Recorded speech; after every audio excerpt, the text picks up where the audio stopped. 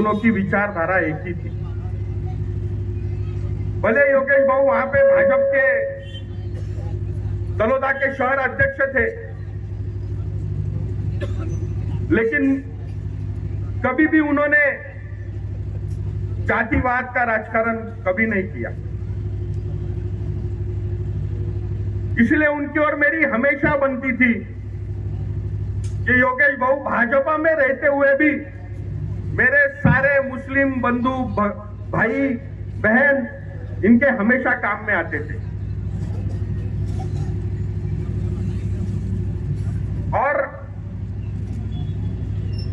भले ही तलोदा शहर के सारे लोगों को वो झटका बैठा होगा, लेकिन मुझे, योगेश भाई को, हमारे रतन दादा को, हम लोगों को कोई झटका नहीं बैठा, क्योंकि हमारा ये तय था कि योगेश भाऊ तलोदा शहर में राष्ट्रवादी कांग्रेस पार्टी जैसे शाहू फुले आंबेडकर की विचारधारा पे चलने वाली पार्टी है, सेक्युलर विचारधारा की पार्टी, छत्रपति शिवाजी महाराज की पार्टी, हजरत टीपू सुल्तान की पार्टी, उनके विश्वास पे चलने वाली पार्टी, राष्ट्रवादी कांग्रेस पार्टी के चुनाव चिन्ह पे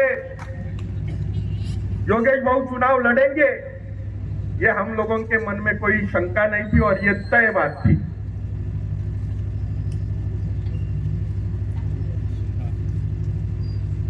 आज तलोदा में जो सामने दो पार्टियां खड़ी है,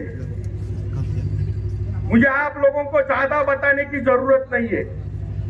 कभी भी आप गूगल में सर्च कर लेना शिवसेना शिंदे गठ, वहां पे उनकी विचारधारा वो उनके पेज पे ही आ जाएंगी कि उनकी विचारधारा कौन सी है।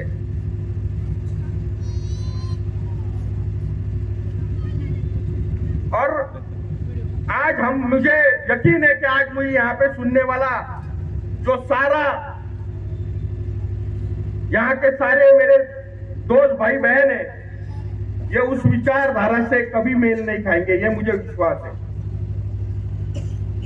यहाँ पे मौजूद सारे के सारे लोग एक सेक्युलर विचारधारा के और हमारे अजीत दादा के विचारों के यहाँ पे मौजूद सारे लोग हैं। मुस्लिम सब अल्लाह के हैं, हिंदू सब राम के हैं। मुस्लिम सब अल्लाह के हैं, हिंदू सब राम के हैं। इनको जो लड़वाए वो सब हराम के। आपको ऐसा लगता है हकदार वाला नेता है मेरा दादा? दादा किस योगेश भाऊ कौन किनके नेतृत्व के नीचे काम कर रहे हैं? तो एकच वादा मानते हो ना? 2 तारीख को क्या करोगे? अरे उसके साथ और भी बटन दबाने, एक बटन दबाने से कुछ नहीं होने वाला है भैया जी। एकच वादा। चलो आते हैं मुद्दे पे। मैं चाहती हूँ कि हमारे पास 18 नगर सेवक है, उम्मीदवार है, नगर अध्यक्ष है। बहुत बार ऐसा होता है कि क्रॉस वोटिंग हो जाती है, होती है ना, लेकिन हर जगह घड़ी होनी चाहिए। ये उम्मीद से हम इधर आए हैं, ये मांगने आए हैं और आपको एक जिम्मेदारी देने आए हैं। अगर मुझे बताइए 2024 में हमने ये तय नहीं किया होता कि हम घड़ी के साथ या घड़ी के चुनाव पे या घड़ी के सिंबल पे लड़ेंगे, तो आज आपने जो मांग की है कि सना मलिक इधर होनी चाहिए या इधर आके प्रचार करनी चाहिए, वो पॉसिबल होता क्या? ये विचारधारा की लड़ाई है। विचारधारा हम साथ में लेके चल रहे हैं। हमारे नेता ने बोला है शिव शाहू फुले अंबेडकर की विचारधारा के किसी भी पल, कोई भी ठिकाने या कभी भी कोई भी तरीके का कॉम्प्रोमाइज नहीं किया जाएगा। वो कौन सी विचारधारा है? हम जब बार बार बोलते कि शिव शाहू फुले अंबेडकर की विचारधारा लेके हम चलते हैं, मतलब आज हम कौन से दिन पे? आज हम संविधान दिवस पे हैं।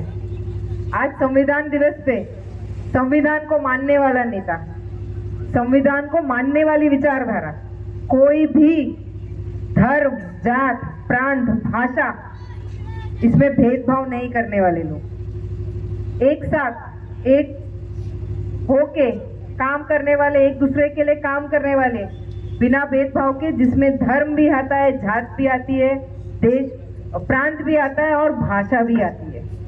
तो किसी के साथ भी भेदभाव नहीं होता है और ये ही विचारधारा को लेके आगे चलने वाला पूरा पक्ष है। हमारे पास अब हम इधर मौजूद है तो मुझे लगता है कि माइनॉरिटी के समाज के ज्यादातर लोग हैं इधर। तो माइनॉरिटी के समाज के साथ मुझे बताइए, एक भी ऐसा नेता, मैं आज 39 साल की हो गई हूँ और जब से 10-12 साल की थी तब से अपने पिताजी को राजनीति में देखी हूँ और कभी मैंने कोई नेता को ये बोलते हुए नहीं सुना कि भरी मंच पे ये नहीं बोला उन्होंने, माइक लेके नहीं बोला है, मीडिया के सामने नहीं बोला है क्या कि मैं अपने अल्पसंख्यक भाइयों के साथ कभी भी कोई भी तरीके का नाइंसाफी नहीं होने दूंगा। बोला है किसी ने कभी? लेकिन हमारे पक्ष के राष्ट्रवादी कांग्रेस पार्टी के राष्ट्रीय अध्यक्ष, महाराष्ट्र के उप मुख्यमंत्री अजित दादा पवार ने ये रमजान के इफ्तार के वक्त, मुंबई में एक इफ्तार की प्रथा होती है, हर पार्टी करती है, तो उधर भरे महफिल में मीडिया के सामने माइक पे उन्होंने बोला है मैं अपने मुस्लिम समाज भाइयों के साथ कभी भी कोई भी तरीके की नाइंसाफी नहीं होने दूंगा। मैं निकलूं, आप यूट्यूब पे चेक कर लें, मैं निकलूं, आप यूट्यूब पे चेक कर लें, क्योंकि ना नेता झूठ बोलता है और ना ही नेता के नीचे जितने भी लोगों को उन्होंने आगे बढ़ाया है वो झूठ बोलते हैं। अगर किसी ने बोला तो वो हमारे जो नेता है वो डायरेक्ट उनका कान पकड़ते हैं। हम हर मंगलवार को मिलते हैं दादा को, चुनाव का वक्त है तो नहीं मिल रहे, आप लोगों को ज्यादा मिल रहे हैं, लेकिन हर मंगलवार को मिलते हैं और उस मंगलवार, एक मंगलवार से दूसरे मंगलवार के बीच में अगर किसी की कोई भी गलती सामने आती है तो भरी महफिल में, भले ही वो 50 से 80 लोगों के बीच की महफिल होती है, लेकिन उनकी क्लास उधर लगाई जाती है। जैसे मेरे अब्बा, हम अगर 4 भाई बहनों में से अगर किसी ने कुछ किया होता है तो फैमिली टाइम से जैसे मेरे पिताजी क्लास ले लेते हैं वैसे हमारे दादा महफिल में हमारी क्लास ले लेते हैं।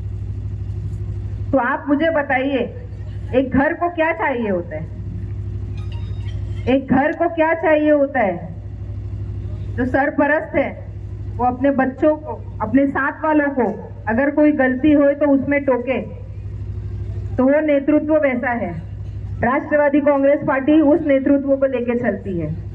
अगर कोई भी बच्चा इधर उधर भटका, बाप की सिखाई हुई चीजों पे, माँ की सिखाई हुई चीजों पे अगर इधर हुए तो उनको सीधा करने का काम वो हमारे नेता करते हैं। तो अगर आपने घड़ी के निशान पे हमें चुन के दिया और चुनने के बाद अगर वो थोड़ा सा भी डगमगाए तो सना मलिक और सूरज दादा नहीं आने वाले हैं, लेकिन डायरेक्ट हमारे राष्ट्रीय अध्यक्ष अजित दादा इनका कान पकड़ने वाले हैं कि भाई हमारी जो विचारधारा है, हमारी जो प्रॉमिसेस है, हमने जो बात बोली थी वो अगर आप नहीं करोगे और जरा सा भी डगमगाओगे तो ये नहीं चलेगा। नंदुरबार को बारामती बनाने की बात करते हैं, सब चाहते हैं ना, बारामती का एग्जाम्पल जैसा लिया जाता है कि मैं बीड़ गई थी तो बीड़ में भी बीड़ को बारामती करना है, इधर भी है तळोदा को बारामती करना। आणि मी राष्ट्रवादी काँग्रेस अजित पवार गटाकडनं भाग्यश्री योगेश